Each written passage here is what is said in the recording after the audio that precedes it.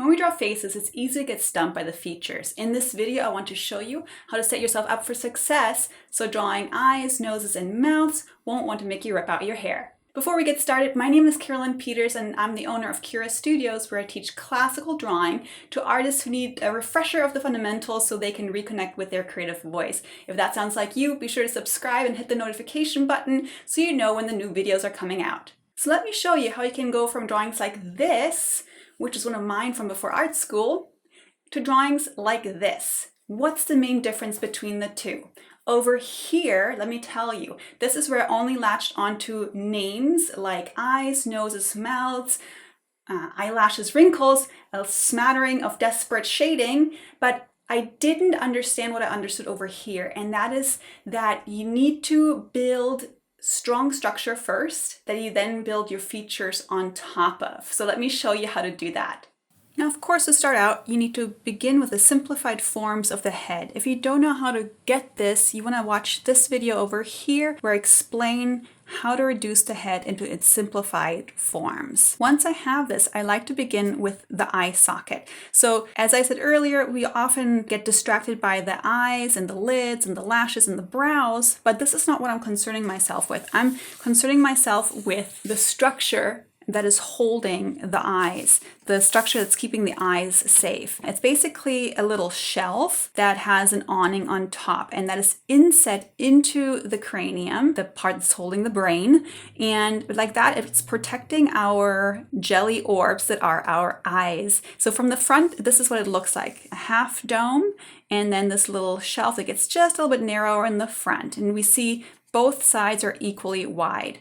Now, if we turn this a little bit, what happens is perspective starts to kick in. Whatever is closer to us appears bigger. Whatever is further away from us becomes slightly smaller. So make sure that that arc is now turned in perspective and has a slower rise here and a steeper fall there. And if you see it then completely from a profile view, from a side view, this is what this shape turns into. So again, I'm beginning with this, not with the outlines of the eye, because what we want to get away from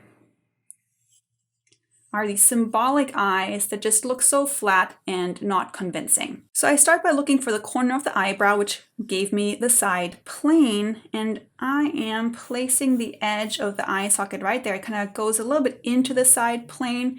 I follow the brow ridge over to the other side. Notice how it kind of cuts into that profile edge on the far side, and then it comes back out like the little notch of a whistle. Here we follow the cheekbones. Often there's a highlight running around there. And now I have my little shelf structure that carves into the eye socket. And this is enough for now. Let's build out the other foundations until we have those, and then we can add the more detailed features. Now, the next thing I will work on is the nose, and there are two things I want you to pay attention to. This is the nose in its most simplified form. It's a little wedge that has a connector. So this is the connector that attaches the nose wedge into this eye socket. This little connector is called glabella, and you always want to account for 1, 2, 3 planes, so front and 2 inside planes for this glabella structure. So that's one part I immediately pay attention to. The second part is down here, and that is the underplane of the nose. So what you're interested in, or what you should be interested in, is the tip of the nose. How does it relate to the base of the nose, where the wings of the nose are growing out of the face? So in this case, we're seeing a little bit of the underplane, but sometimes it will be like this, where the tip of the nose is below the base of the nose. And so we're not seeing the underside of the nose wedge. Or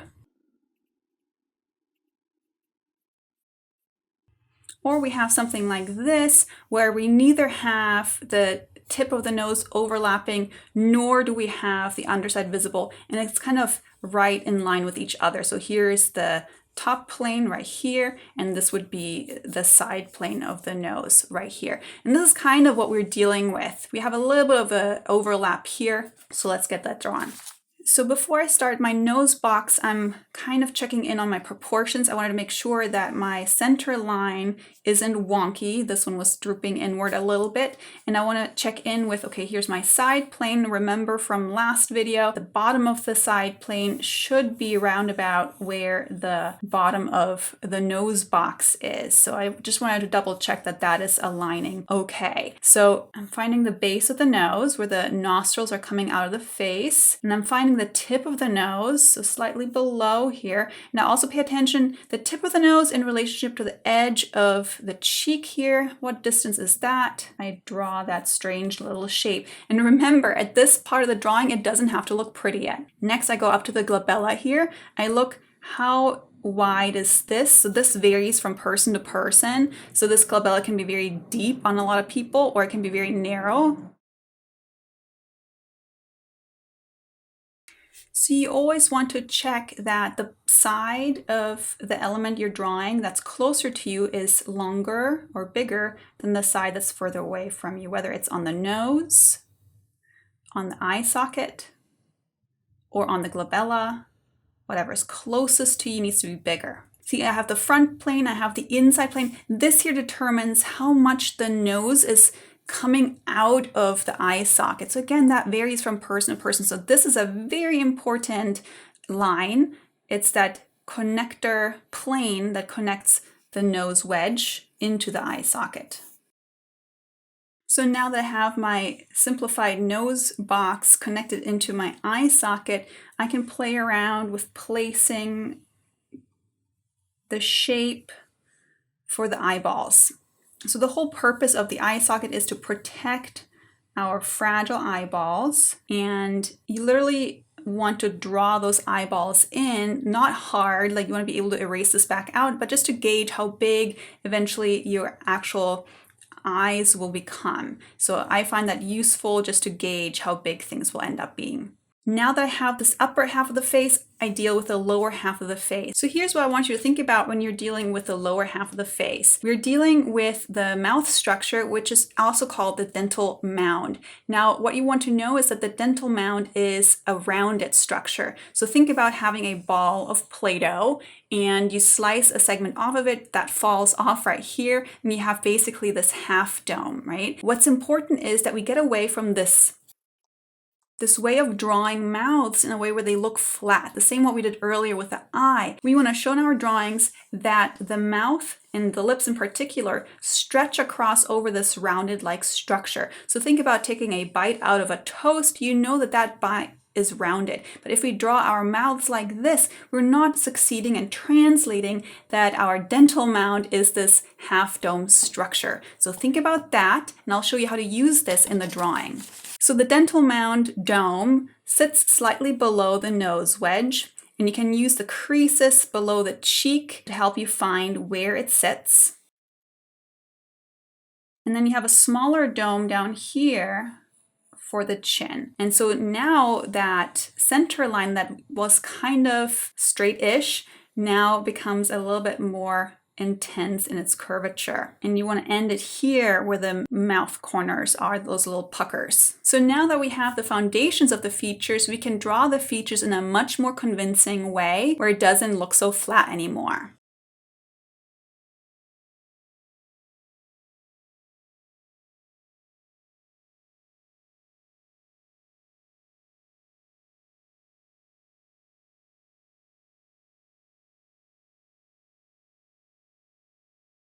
So as I'm drawing the eyes now, I'm thinking about stretching those lids across and over the roundness of these spheres. I know that they're in the right place, so I can go for it and make a good looking eye shape.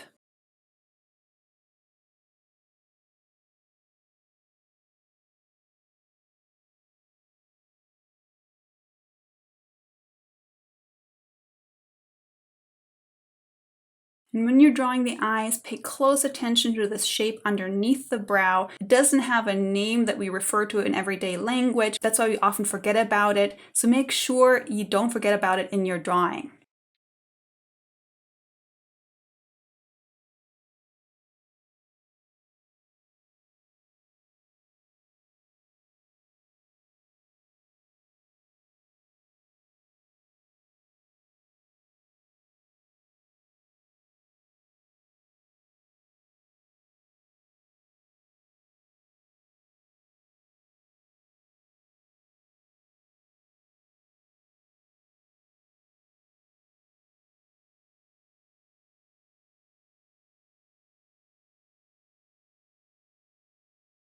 And now as I'm dealing with the mouth, I can stretch the lips across this dental dome just how I was stretching the lids and the lid crease across the spheres for the eyes.